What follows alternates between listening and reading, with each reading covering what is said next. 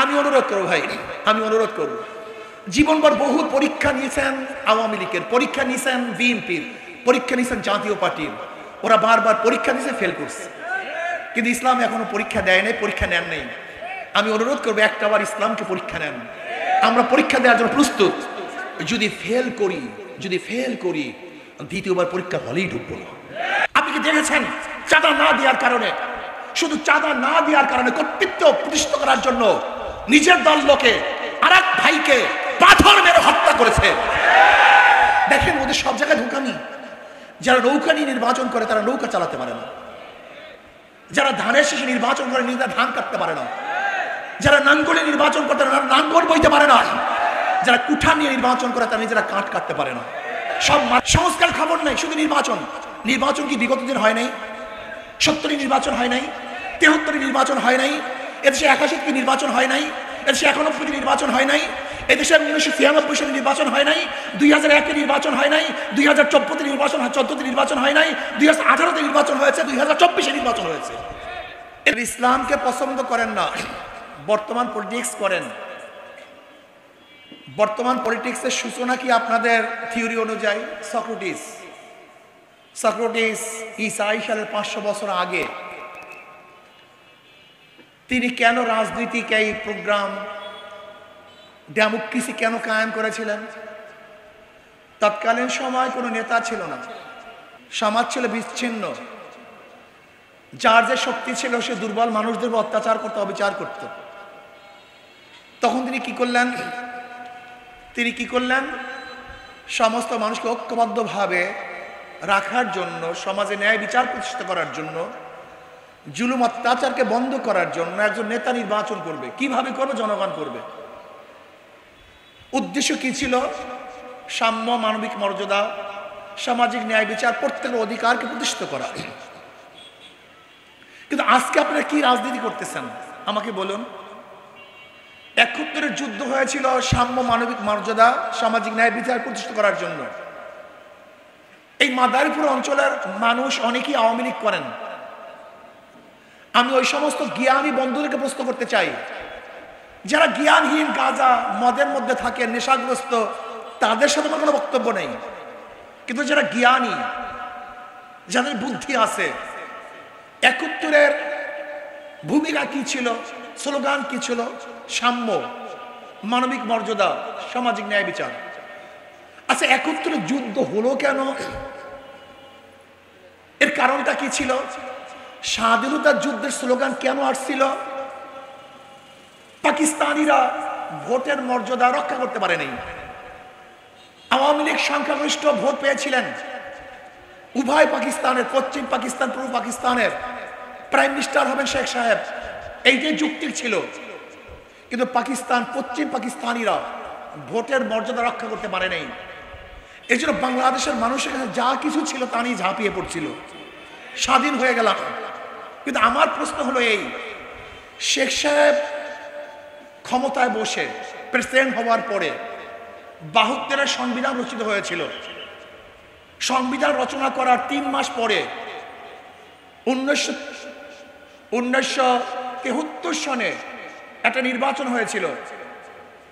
আপনি কি জানেন সেই নির্বাচনে আওয়ামী লীগ ভোট পেয়েছিল কত? 293টা। কাউকে নমিনেশন পেপার সাবমিট করতে দেয় নাই। অথচ দেখেন 71 আমরা যুদ্ধ করেছিলাম ভোটের অধিকার বাস্তবায়ন করার জন্য। যদি ওই সময় শেখ সাহেবকে প্রাইম মিনিস্টার বানানো হতো পাকিস্তানের, তাহলে কি স্বাধীনতা আন্দোলন হইতো? হ্যাঁ, জীবনও হইতো না। সে তো পশ্চিম পাকিস্তান, পূর্ব পাকিস্তানের, উভয় পাকিস্তানের প্রেসিডেন্ট বা প্রাইম মিনিস্টার হবে। সংখ্যাগরিষ্ঠ ভোট পেয়েছেন 260-এর উপরে। যেহেতু তিনি প্রধানমন্ত্রী হবেন, প্রাইম মিনিস্টার হবেন বা প্রেসিডেন্ট হবেন, পশ্চিম পাকিস্তানিরা ভোটের অধিকার বাস্তবায়ন না করার কারণে, সম্মান না করার কারণে, ইজ্জত না দেখার কারণে আমাদের যাহা কিছু ছিল খালি হাতে আমরা ঝাঁপিয়ে পড়েছিলাম। অথচ সেই 73 সনে যে নির্বাচন হয়েছিল, সেই নির্বাচনে একই আওয়ামী লীগ করছে, কাউকে নমিনেশন সাবমিট করতে দেয় নাই। জোরপূর্বক ভাবে তারা সমস্ত সিটগুলো নিয়েছিল। এই যে মুস্তাক সাহেবকে নির্বাচিত কিভাবে করেছিল আপনারা জানেন? সে দাউদকান্দির থেকে হেলিকপ্টারে ভোট নিয়ে এসে তারপর তাকে পাশ করছে। এই শেখ সাহেব কি মানি যে ভোটের অধিকারের জন্য আমরা আন্দোলন করেছিলাম, ক্ষমতায় বসার পরই তারা ভোটের অধিকারকে জবাই দিচ্ছে। যে সাম্যতার জন্য আন্দোলন করেছিলাম সেই সাম্যতাকে জবাই দিচ্ছে। কিভাবে? আপনাকে জানেন স্বাধীনতার পরে সবচেয়ে বেশি খুনাখুনি মারামারি হয়েছে কাদের সাথে? জাসদের সাথে, আওয়ামী লীগের সাথে। এই জাসদের সাথে আওয়ামী লীগের সাথে মারামারি হয়েছিল। সিরাজ সিকদার সাহেব ছিলেন স্বাধীনতার পক্ষের লোক, তাকে কি হত্যা করেছে? এমনকি জাসদের প্রায় ৩৭,০০০ মানুষ খুন হয়েছে। ৩৭,০০০ মানুষ খুন হয়েছিল। আওয়ামী লীগের প্রায় ৩৫,০০০ মানুষ খুন হয়েছিল। অথচ যে সাম্য অধিকার বাস্তবায়নের জন্য সবাই একত্রিত ভাবে আন্দোলন করেছিলাম, ক্ষমতায় যাওয়ার পরে একদল আরেক দলকে খুন করা শুরু করে দিয়েছে। সব বাদ দেন আগের কথা। এই যে আমরা ২০২৪ জুলাই আগস্টে বিপ্লব করলাম, সেই বিপ্লবের স্লোগান কি ছিল? বৈষম্য বিরোধী আন্দোলন। বৈষম্য বিরোধী আন্দোলন। ছাত্র জনতা আন্দোলন কেন করেছিল? ওয়ালে ওয়ালে খাম্বায় খাম্বায় লেখা আছে, আমরা এইটা চাই, ওইটা চাই, সাম্যতা চাই, দেশকে মেরামত করতে চাই, গঠন করতে চাই, অধিকার চাই, নাকি ভাই? আচ্ছা দেখেন তো, গোটা বাংলাদেশ কোনো ওয়ালে বা কোনো খাম্বার মধ্যে আন্দোলনকারীকে এই স্লোগান দিছিল আমরা ভারতে নির্বাচন চাই? আমাকে দেখান তো, একটা লিখুনি দেখান। দেখেন যেখানে দেশ মেরামত করার জন্য ছাত্ররা আন্দোলন করেছিল, নির্বাচনের কোনো কথাই কেউ লেখে নাই। সেখানে শুধু নির্বাচন, শুধু নির্বাচন, শুধু নির্বাচন। সংস্কারের খবর নাই, শুধু নির্বাচন। নির্বাচন কি বিগত দিন হয় নাই? ৭০ নির্বাচন হয় নাই? ৭৩ নির্বাচন হয় নাই? এদেশে ৮১ কি নির্বাচন হয় নাই? এদেশে ৯১ নির্বাচন হয় নাই? এদেশে ১৯৯৬ সালে নির্বাচন হয় নাই? ২০০১ নির্বাচন হয় নাই? ২০১৪ নির্বাচন, ১৪ নির্বাচন হয় নাই? ২০১৮ নির্বাচন হয়েছে, ২০২৪ নির্বাচন হয়েছে। এদেশে বারবার নির্বাচন হয়েছিল। বহু দলের শাসন আমরা দেখেছি। আমরা মুসলিম লীগের শাসন দেখেছি, আমরা আওয়ামী লীগের শাসন দেখেছি, আমরা জিয়াউর রহমানের শাসন দেখেছি, আমরা এরশাদের শাসন দেখেছি, আমরা খালেদা জিয়ার শাসন দেখেছি, আমরা মনস্কন্যা শেখ হাসিনার শাসন দেখেছি। কিন্তু মানুষের ভাগ্যের পরিবর্তন দেখিনি, শান্তি দেখি নাই। প্রিয় ভাইরা আমার, জ্ঞানী বন্ধুরা, আমি বুঝতেই পারি না মানুষ এরকম কেন, এদের মাথার পচন ধরছে কেন? আজকে জুলাই বিপ্লবের পরে যারা মনে করছে আমরা ক্ষমতায় যাব, তাদের চরিত্রের অবস্থাটা কি? তাদের চাঁদাবাজির অবস্থাটা কি? গুন্ডামির অবস্থাটা কি? খুনের অবস্থাটা কি? আপনি কি দেখেছেন? যারা ক্ষমতায় যাবে ভাবছে তজুমুদ্দিন স্বামীকে বেঁধে রেখে স্ত্রীকে ধর্ষণ করেছে। আপনি কি দেখেছেন সেই পাহাড়ি অঞ্চলে দলবদ্ধভাবে ছাত্ররা একটা ছাত্রীকে, পাহাড়ি মেয়েকে ধর্ষণ করেছে?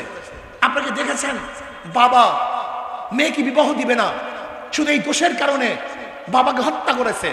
আপনি কি দেখেছেন চাঁদা না দেওয়ার কারণে, শুধু চাঁদা না দেওয়ার কারণে কর্তৃত্ব প্রতিষ্ঠা করার জন্য নিজের দল লোকে আরেক ভাইকে পাথর মেরে হত্যা করেছে? ক্ষমতায় যেতে পারে নাই। আর্মি এখনো মাঠে, বেরাকে না, আর্মি মাঠে, পুলিশ মাঠে, বিজিবি মাঠে। তারা মাঠে থাকা সত্ত্বেও যদি জনগণের এই অবস্থা হয়, চাঁদা দিতে হয়, আল্লাহ না করতে তারা যদি ক্ষমতায় যায়, কি ভাবছেন নাকি? হ্যাঁ, এখন কিন্তু ক্ষমতায় না, ক্ষমতায় যাবে ভাবছে। তাদের গুন্ডা সংখ্যা বেশি, কোনো সন্দেহ নেই। এতে হুমকি দেয় দাঁত ফালাইয়া দেবো, মেরে ফেলবো, এইটা বন্ধ করে দেব, সেইটা বন্ধ করে দেব। এখনো ক্ষমতায় যায় নাই, ক্ষমতার ঘেরান পাইছে। তাতেই যদি অমুককে দাঁত ফালাইয়া দেবো, মেরে ফেলবো, তাড়াইয়া দেব, ধ্বংস করে ফেলবো, রাস্তা নামতে দেবো না, ক্ষমতায় গেলে অবস্থাটা কি হবে? এদেশের মানুষ তো থাকতেই পারবে না, তাদের গোলামি করতে হবে। এই গোলামি করার জন্য কি আমরা আন্দোলন করেছিলাম? না, স্বাধীনতার জন্য আন্দোলন করেছিলাম। স্বাধীনভাবে কথা বলবো, স্বাধীনভাবে হাঁটবো, স্বাধীনভাবে ব্যবসা করব, স্বাধীনভাবে চলাফেরা করব, বৈষম্য বলতে কিচ্ছু থাকবে না, এর জন্য আন্দোলন করেছিলাম। তার মানে আন্দোলন এখনো শেষ হয়নি, যুদ্ধ এখনো শেষ হয় নাই, ঘরে ফেরার সময় এখনো আসে নাই। নহে সমাপ্ত কর্মমোদের অবকাশ করা বিশ্রামের। আজ অফিসগুলি ঘুষে ভরা। আজকে বাংলাদেশে মানুষ মুক্ত হয় নাই, আজকে বাংলাদেশে হাজারো গরিবরা না খেয়ে আছে, হাজারো বাংলাদেশের মানুষ বিবস্ত্র অবস্থায়, হাজারো বাংলাদেশের মানুষ খোলা আকাশে নিচে ঘুমাচ্ছে। আজকে বাংলাদেশের হাজারো গরিব তারা চিকিৎসার অভাবে ধুকে ধুকে মরছে। হাজারো গরিব সন্তান মেধাবী পয়সার অভাবে পড়তে পারছে না। এই বৈষম্য আমরা রাখতে চাই না, দেখতে চাই না। বাংলাদেশকে সবার জন্য একটা কান্ট্রি করব। এখানে মুসলমান থাকবে, হিন্দু থাকবে, খ্রিস্টান থাকবে, বৌদ্ধ থাকবে, সমস্ত ধর্মের মানুষ স্বাধীনভাবে ধর্ম পালন করবে। যেখানে গরিব দুঃখী মেহনত মানুষগুলি ক্ষুধার্ত অবস্থায় থাকবে না, বস্ত্রহীন থাকবে না, খোলা আকাশে নিচে ঘুমাবে না। আমরা খুঁজে খুঁজে বের করব কোথায় গরিবদের মেধাবী সন্তান আছে, তাদেরকে পড়াবার ব্যবস্থা করব। এর জন্য প্রয়োজন হলো আদর্শবান এক লিডারের, আদর্শবান এক নীতির। সেই আদর্শবান লিডার হলো মুসলমান এবং আদর্শবান নীতি হল ইসলাম। আমার কথা হলো এই, 2 নম্বর জমিতে 1 নম্বর ফসল হয় না, 2 নম্বর গাছে 1 নম্বর ফল হয় না, 2 নম্বর উস্তাদের কাছে 1 নম্বর ছাত্র হতে পারে না, 2 নম্বর নেতার কাছে দেশ কোনোদিন 1 নম্বর হতে পারে না। দুর্নীতিবাজ, চোর, ডাকাত, বদমাশদের কাছে যদি দেশকে দেন, দুর্নীতিমুক্ত দেশ কোনোদিন হতে পারে না। দেখেন ওদের সব জায়গায় ধোঁকামি। যারা নৌকা নিয়ে নির্বাচন করে তারা নৌকা চালাতে পারে না, যারা ধানের শেষে নির্বাচন করে নিজেরা ধান কাটতে পারে না, যারা নাঙ্গলে নির্বাচন করে তারা নাঙ্গল বইতে পারে না, যারা কুঠা নিয়ে নির্বাচন করে তারা নিজেরা কাঠ কাটতে পারে না। সব মার্কাগুলি গরিবদের। নৌকা কারা চালায়? কথা বলেন। ধানের শীষ কাদের? নাঙ্গল কাদের? কুঠার কাদের? সব গরিবদের মার্কা, কিন্তু একজনও গরিব না। যারা নির্বাচন করে একজনও গরিব না, মার্কা নিচে গরিব, দেখুন নিজে গরিব না। তার মানে ওদের কথার সাথে কাজের মিল নেই, কিন্তু হাত পাখা এমন এক প্রতীক। যে নির্বাচন করে সে ঘুরাতে পারে, যারা করে তারাও ঘুরাতে পারে, পুরুষরাও চালাতে পারে, মহিলারাও চালাতে পারে, ছোটরাও চালাতে পারে, বড়রাও চালাতে পারে। মুসলমানদের প্রয়োজন, হিন্দুদের প্রয়োজন, খ্রিস্টানদের প্রয়োজন। কারেন্ট ফেল করে, হাত পাকা ফেল করে, এটা সবার প্রতীক। কেউ কার মার্কা নিয়ে ঘুমায় না, নৌকা নিয়ে কেউ বুকের মধ্যে ঘুমায় না, ধানের শীষ নিয়ে কেউ ঘুমায় না, নাঙ্গল বুকে নিয়ে কেউ ঘুমায় না, কিন্তু ঘুমের সময় হাত পাকা বুকের মধ্যে থাকে, কলিজার মধ্যে থাকে। তার মানে হলো হাত পাকা বিজয় হলে এই দেশ বিজয় হবে, হাত পাকা বিজয় হলে জাতি বিজয় হবে, হাত পাকা বিজয় হলে সমস্ত মানুষ শান্তি পাবে। শান্তির প্রতীক হাত পাকা। সব মার্কা দেখা শেষ, হাত পাকার বাংলাদেশ। আমি অনুরোধ করবো ভাই, আমি অনুরোধ করবো, জীবনভর বহুত পরীক্ষা নিয়েছেন আওয়ামী লীগের, পরীক্ষা নিয়েছেন বিএনপির, পরীক্ষা নিয়েছেন জাতীয় পার্টির। ওরা বারবার পরীক্ষা দিয়েছে, ফেল করছে, কিন্তু ইসলাম এখনো পরীক্ষা দেয় নাই, পরীক্ষা নেন নাই। আমি অনুরোধ করবো একটাবার ইসলামকে পরীক্ষা নেন। আমরা পরীক্ষা দেওয়ার জন্য প্রস্তুত। যদি ফেল করি দ্বিতীয়বার পরীক্ষার হলেই ঢুকবো না। একটাবার ইসলামকে ক্ষমতায় নেন, একটাবার ইসলামকে ক্ষমতায় নেন, ইনশাআল্লাহ দ্বিতীয়বার আপনার কাছে পরীক্ষা দেওয়ার জন্য আসবো না। সবাই ইনশাআল্লাহ শান্তিতে বসবাস করতে পারবো, সবাই মুক্তি পাবো, চাঁদা মুক্ত একটা দেশ গড়বো, সবার অধিকারকে বাস্তবায়ন করবো।